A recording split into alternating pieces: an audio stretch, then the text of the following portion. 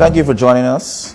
Today, we'll be discussing a very important topic that is of much concern to the people of Guyana. With me today is Mr. Irfan Ali, who is the presidential candidate of the People's Progressive Party Civic. He has been discussing at length job creation being a major issue that has been stymieing our development, and he has made much attempts to inform the people of Guyana how he will chart a course or a new course for Guyana, leaving off where the People's Progressive Party would have left off in 2015, and how we will pick it up back and move the economy forward, given the fact that we've seen the reality of what has occurred under the current administration. Thank you for giving us your time. No, thank you very much, Utah. It's very nice to be here with you to discuss this very important issue. When you go around Georgetown, I have had the opportunity and the privilege to travel extensively over the last few months to every single community all across Guyana, talking to every segment of the population. Yes. And one of the major issues facing our people today is jobs. Yes. And that has to do a lot because of what has taken place over the last 4 years in our country. You're talking about a society that has lost approximately 39,000 jobs in the last 4 years. You're talking about sectors that would have lost 11,000 jobs, and we're going to discuss some. I would like to discuss some of that with you today. But importantly, the question that is posed by the population is how are we going to get back on track in terms of creating jobs, creating wealth. And jobs has a lot to do with investment. It has a lot to do with the policy framework of the government. It is linked directly to the economy. And you would have heard throughout the country, when you visit the communities, people are saying to you, money not circulating, things brown. The businesses are saying to you, things are not selling. There's dead stock. Stock is not moving.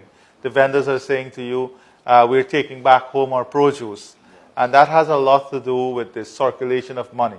Circulation of money has a lot to do with disposable income. Disposable income has a lot to do with the availability of money, and money is made available through jobs. Yes. But outside of this, we have also seen a government that has approached the growth of our economy in a way that is unpredictable, in a way that does not add value, in a way that does not grow any of the productive sector, in a way that does not create any new opportunities for jobs in any sector of our economy.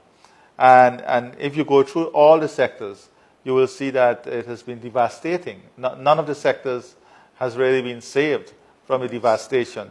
And that has a lot to do with the poor management of the economy, the poor management of the sectors, the lack of clear policy, clear directive, the lack of a cohesive vision that can augment the various sectors and create opportunities within the sectors. And so the government has fallen back basically on taxes, collecting revenue through taxes. Yes. And we have seen a rapid growth in terms of tax revenue. But what this has done basically is that it has impacted people's pocket. So the disposable income of an average family has been reduced by approximately $155,000 just because of all these new taxes. So that is every family on an average spending $155,000 less in the economy. So you can understand the impact that is having, especially on small and micro, medium-sized businesses. And that this is another thing you're hearing in the economy, that small businesses are closing down, medium-sized businesses are closing down. And if you look at the stats, you will see that in the last 3 years, we have had $29 billion in non-performing loan. Non-performing loan has grown by $12 billion in 3 years. In the business and 60% of that is in the business enterprises. And most of it is within the small businesses and medium-sized businesses that does not have the wherewithal or the capital formation to withstand these shocks. So you're seeing this. You're seeing that the disposable income of our people is being sucked up. And then on the other hand, we have seen that what is happening with consumer spending and consumption. We have seen that consumption has fallen by approximately $63 billion in the last 3 years. So consumers are spending $63 billion less in the economy over the last 3 years. That is alarming. Exactly. That is alarming. The impact of this on businesses, on vendors in the market, on various marketplaces. And that is why, again, you hear the talk, money not circulating. Yes. And people are having difficulties. People are having difficulties repaying their loans and the reprioritizing of expenditure. Yes. Because they cannot meet the basic needs, the expenditure of their basic needs and essential needs. And then on the other hand, we have seen that the consumer price index has shown that the prices for food, clothing, medical supply, health services, and educational services is also rising. So you have disposable income reducing.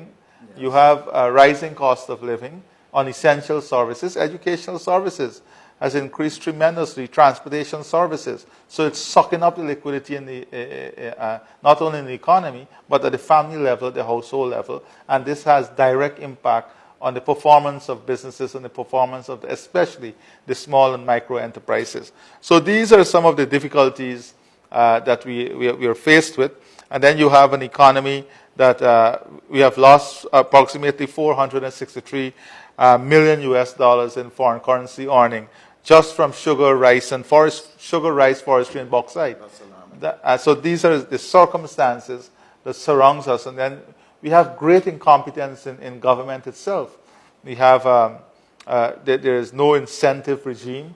There is no incentive regime to encourage investment in particular area. Mm-hmm. We have seen that the government has no clear direction as to where the different sectors are going and what is available to stimulate growth in the different sectors. So these are some of the difficulties that we are faced with that has really resulted in the loss of 39,000 jobs. And listen, when you go, and as I said, I've had the opportunity to talk to Guyanese of all walks of life, all over.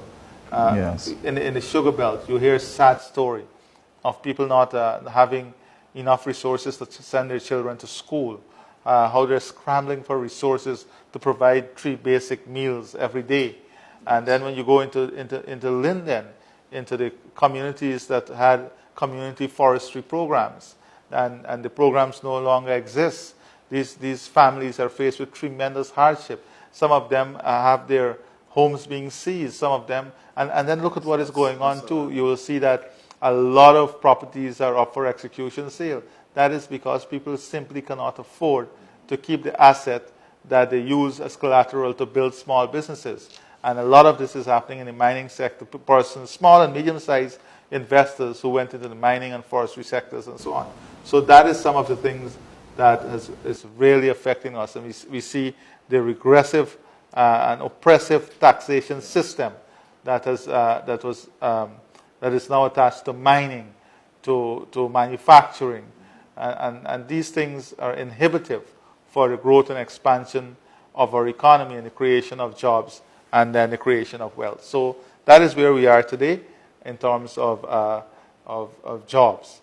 And as I said, I know you will want us to discuss the future. I must say thank you very much. You've given much in terms of data, and we could see from your observation that the devastation is pervasive in each and every sector. And we need these sectors to perform for Guyana to develop together as a nation.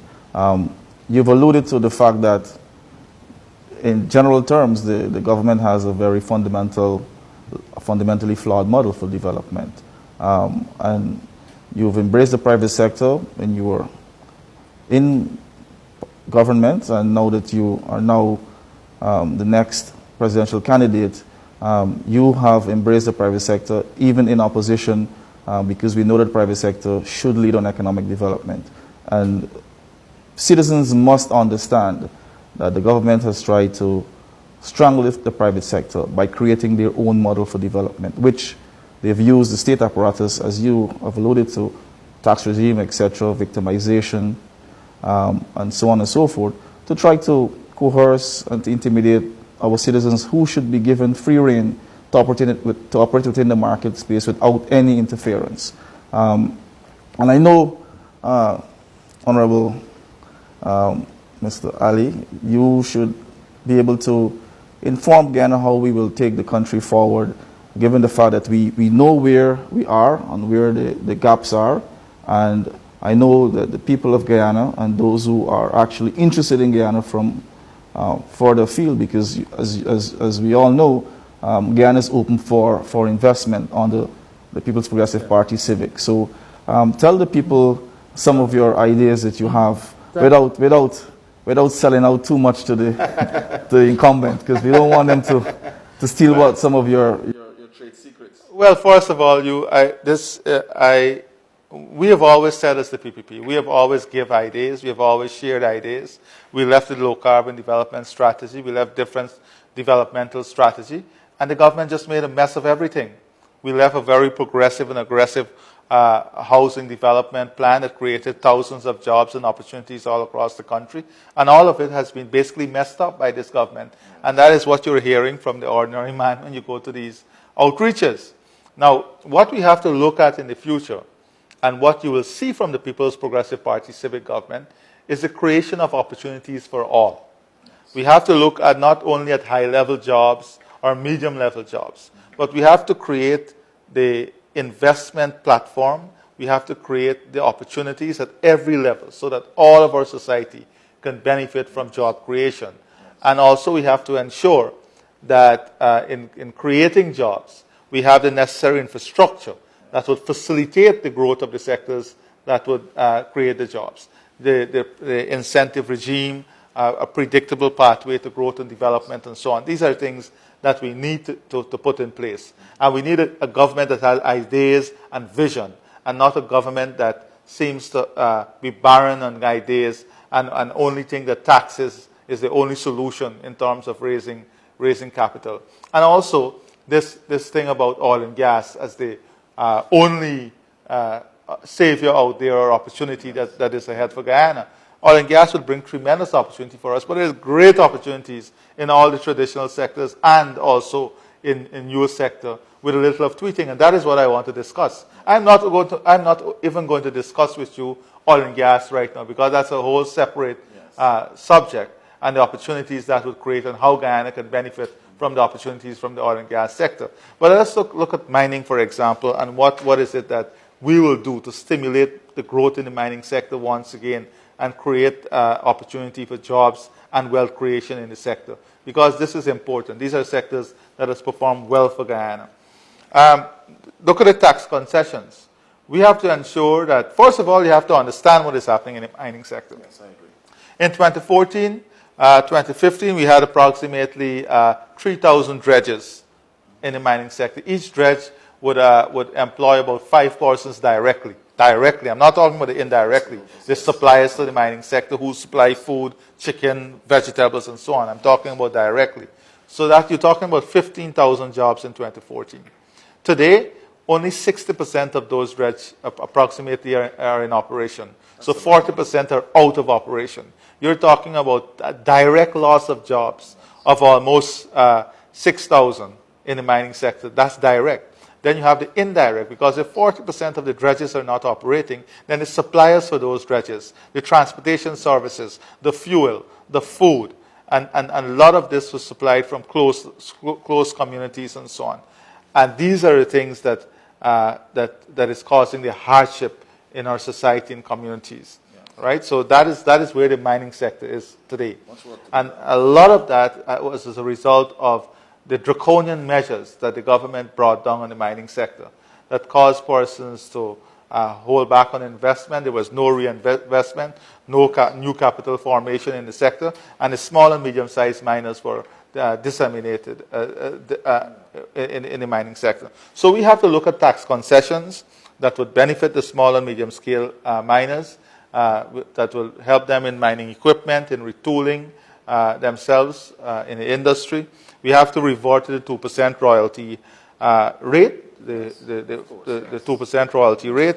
We have to review the onerous documentation that is required for small miners. Small miners, the level of documentation, amount of documentation that small miners has to get before they actually go into operation is create tremendous hardship for their own growth and development. And we have to look at efficient land management and allocation system in terms of blocks and so on. We have to also address the issue of high fuel costs. The costs for fuel in some of the areas that our miners are mining now is totally non-competitive. And in the past, there was a particular method that was used to assist miners in this regard. We have seen that the government shy away from this.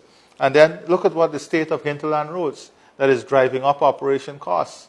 There has been very limited investment in hinterland roads. We have to ensure that we earmark a fixed amount of investment for hinterland roads that will make transportation easier, that will reduce the cost of production for the miners, and that will create new opportunities in new areas. And then we have to look at areas in where the bigger miners and the medium-scale miners can help us in terms of the management in some of these roads and investment in some of these roads, and so on. So these are some of the things that we have to do that would re-stimulate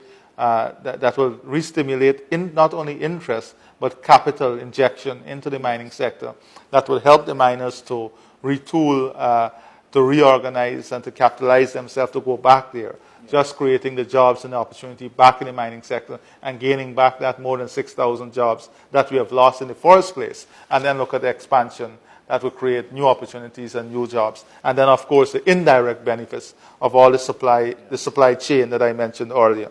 Then look at the forestry sector. Forestry sector is the same story.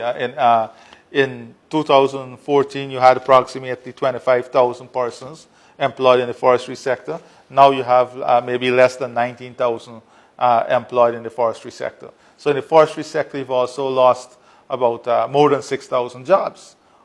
You have lost in the forestry sector. And again, it has a lot to do with bad policy, bad management, incompetence in terms of managing this sector, and having persons and investors benefit from the sector.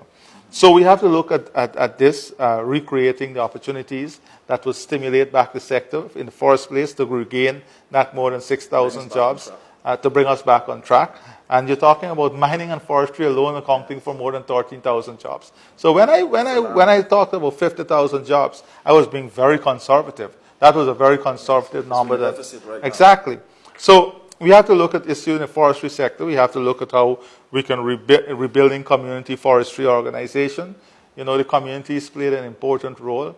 They were given their own concessions, and we have seen that they have, under this government, they have lost concessions. They're not given any new areas, new concession. So we have to look at ways in which we can work with the communities to rebuild the community forestry organizations. We have to look at value added. How is it that we can stimulate value added? What incentives we can give?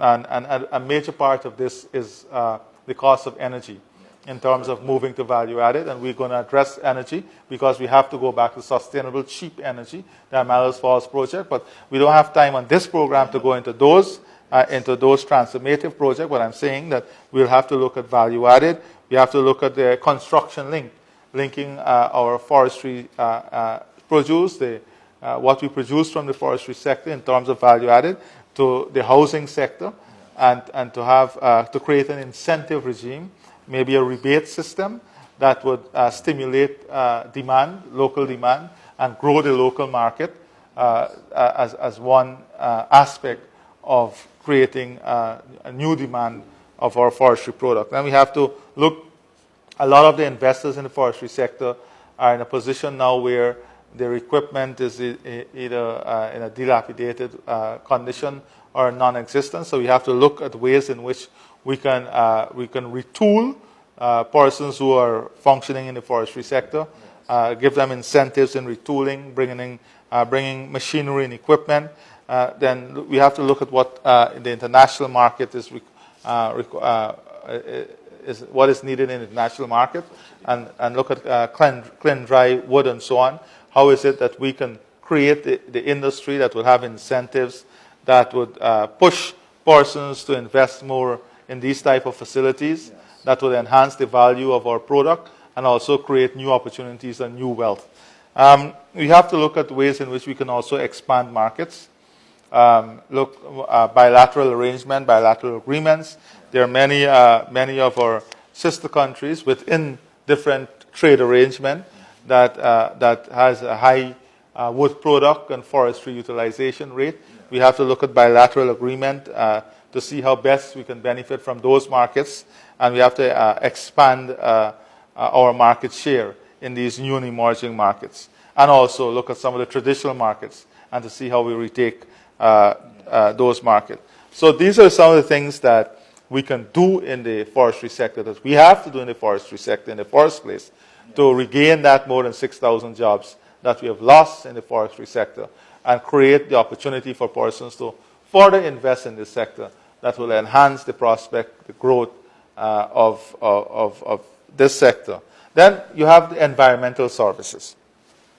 Environmental services is a new area, an emerging area that has great potential for Guyana, as you would have seen under the LCDS program, the Low Carbon Development Strategy. This government talks about the green strategy. Up to now, we can't see the green strategy paper. We don't know how it is linked to the economy, how is it linked to job creation, how is it linked to the expansion and growth of different sectors. In the Low Carbon Development Strategy, you will see a clear, defined link as to how every sector would benefit, as to what are the incentives that would come. And there is one section in that strategy that speaks directly to the job creation and what are the specific programs and how many jobs these programs will target. So it was a well thought out strategy, and this is how we do things. This is how we do things in the People's Progressive Party Civic. So when you see our manifesto, you will see a manifesto that has very well thought out strategy, costed strategies that are implementable. Not false promises like this government made in their manifesto, none of which are implementable, none of which was thought out, it was just false promises. No, we're not going to go down that road, and that is why I'm explaining to you how we're going to achieve this, what are some of the things that are needed, and how we're going to go about ensuring that we get it done so that we can create jobs. So if you look at environmental services, the sale of carbon credits, you have then under the LCDS, we have specific initiatives that would have been financed from revenues coming into the country from environmental services, community development, community projects, whether they're economic projects. You will see in a lot of the hinterland communities, they have community shops that came out of the presidential grants. Then we have the livelihood development program that is linked to microcredit enterprise development. Under the PPP, we had various initiatives in terms of microcredit. We had specifically for farmers, the small and microcredit enterprise. We had a poor rural community support project. We had the Women of Worth initiative. We have the housing fund, the revolving fund. We had a hinterland housing program pilot. And in that program, part of it was to utilize local technology. Part of it was to utilize local produce, local talent in implementing that project. Also, we have the Amerindian land titling program that would create its own opportunity, and even for surveyors and so on. Then you have the Amerindian Development Fund. All of this was under the Low Carbon Development Strategy, under the umbrella of environmental services and the Biodiversity Resource Center. If you look at that strategy, you're talking about the creation of more than 1,000 jobs in terms of environmental services. And if we stake ourselves as a global model in terms of environmental protection, environmental services, then we can also reach into new markets. We can reach into new type of initiatives that would bring revenue into our country, that would create opportunity for our people and our country. Then, of course, you have the ICT, information communication technology. Not only call centers. We're not only talking about call centers here. We're talking about educational services, health services, e-commerce. And the educational services and health services is an export commodity because you're earning foreign currency. Now, I remember when we turned the sod for the Textile University, I said in my speech there that a lot of persons who live in that area would pay their monthly mortgage as a result of the investment. And many people doubted what I was saying. And if you go into Eccles area now, if you go into that East Bank area, we'll see how many persons are renting out apartments in the downstairs. And so these services, they You're talking about educational and health services. Once we have a proper ICT platform, can create tremendous opportunity for us. We have e-security, e-governance, and one of the things that we have to work on, though, is the cost of data. The cost of bandwidth is a major impediment to the growth of this sector, and we're going to address that. We're going to address this so that the cost of bandwidth would reduce, the cost of data would reduce, it will become more efficient, and that would lead to a revolution in terms of the ICT, information communication technology sector as a whole. A very important aspect of that sector that can create high-end jobs also is the financial services. Yes. There are many countries around the world, once they have the bandwidth, the speed and the efficiency, where they have their local accountants and so on providing financial services. They're those who have ACCA, CPA, CGA, so that their skills is utilized, and again, it's export earning. Then we have to look at our technical services, technical education. How is it that we'll improve TechVoc, Billing Technical Institute, but not only Billing Technical Institute, linking the output of the technical institutes with the requirement of the economy, with what the economy would want in another 3 to 5 to 10 years. And that is the type of investment the government will have to make, we will make, to ensure that we create the skills locally to fill those opportunities. Then you have the manufacturing, tourism, and business development sectors. We'll look at the zero rating of all exports, industrial parks, special incentives to invest in particular areas, strategic areas of our country.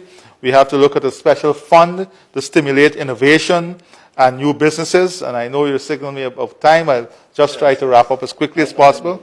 So you'll have a special fund to stimulate innovation and new businesses. We'll have to increase grants through small and medium-sized enterprises. And a lot of this has to come through entrepreneurial training, creating new entrepreneurs, linking them through innovation to seed capital, and helping them to enter into the business environment, thus creating jobs, creating wealth, and having more persons becoming entrepreneur. And I know this is something that you would love.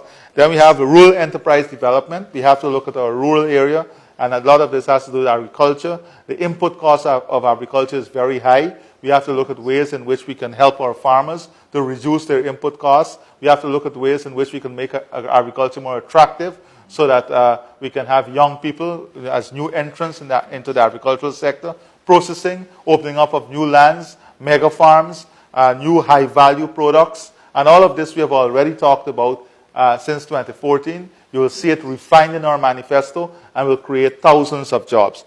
I have not touched the housing sector. I have not touched the construction sector. I have not touched oil and gas. I have not touched the transformative projects. And from this alone, you can see the framework that we'll create to ensure that we're in a position to create more than the 50,000 jobs, but at least 50,000 jobs in the next 5 years. That would bring, and of course I'll speak to you on oil and gas sometime in the future. Yes. But this is to show you that we have a plan, we have a strategy, we have a vision that is well costed, that is well defined, to take Guyana forward and create jobs for our people.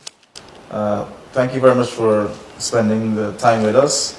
I hope you've been informed by Mr. Irfan Ali's submission. I would imagine that by now you should be convinced that his vision for Guyana is smart, and he is credible, and he is the man to lead this nation for the next 5 to 10 years. He spoke at length on a few sectors that are important, and I believe that you can see his vision. And once you can see his vision, then he is the person to be able to lead Guyana forward. Everything that he has mentioned comes from data that he is well researched, because he's a man of research. So when he comes to the people of Guyana, he comes with his facts, and he can back it up, and he can prove to the nation why he is the person to lead Guyana in the next upcoming elections. Thank you very much. Thank you very much. Thank you very much, Mr. Ali, and bye everyone. Thank you.